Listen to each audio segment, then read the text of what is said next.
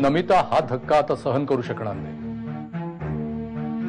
आणि त्यामुळे भराभर त्यांनी ही यंत्रणा उभी केली। बाळ आहेच हा भ्रमच तिचं संरक्षण करतोय।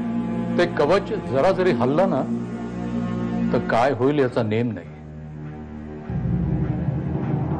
नुकतीच याची झलक आपण आता पाहिली।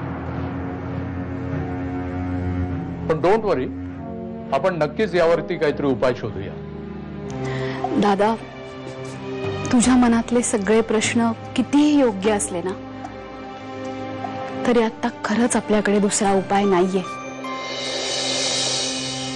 नमिता बरी व्हायला हवी ना आपल्याला।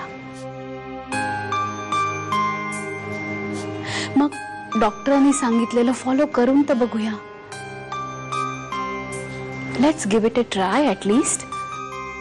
मला सुलेखाने इन्सिस्ट केलं होतं म्हणून सगळा कडवटपणा बाजूला टाकून मी तिथे गेलो। आणि काय झालं? कोण कुठल्या त्या आत्या अगं जाऊ दिलं नाही मला आतमध्ये। हे व्हॅल्यू आहे की नाही? त्याचं वय बघून गप्प बसलो मी, नाहीतर जाऊ दे। आता मी ठरवलंय लायकी नसलेल्या माणसांना चांगुलपणा कधी दाखवायचाच नाही।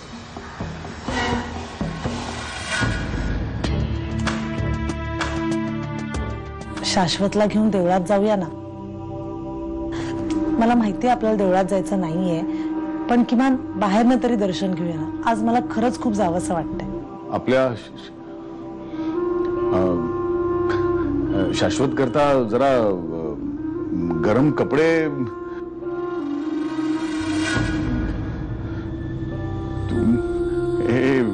याला तू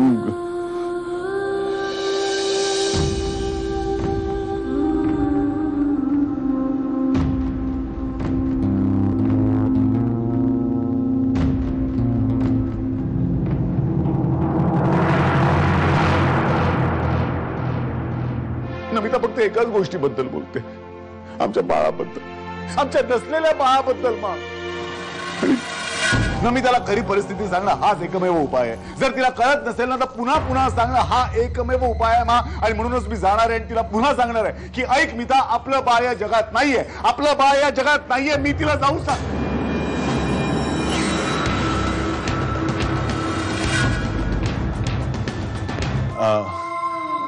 मिथा, अगं मी असा विचार करत होतो की आपण दोघं बाहेर जाऊया कॉफी प्यायला। अगं तू बाळाची काळजी नको करूस, मा आहे ना, मा सांभाळेल आपल्या बाळाला। तुम्ही अगदी निश्चिंत मनाने जा, मी बघीन बाळाकडे। हा नमिता, निघूया आपण। नीता,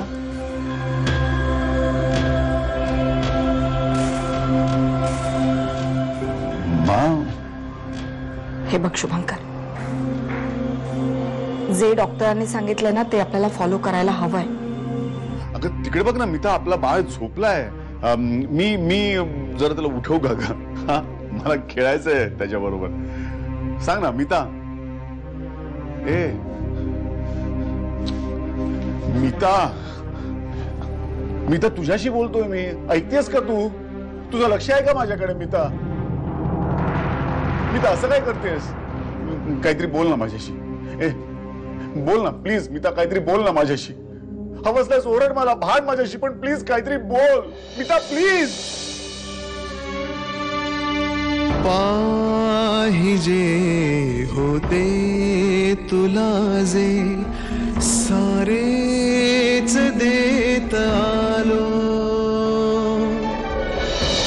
देऊनी सारे तुला आता मी रिताही झालो। मीच देत राहण्याचे बंधन झाले, जीव घेणा हाच बंध अनुबंध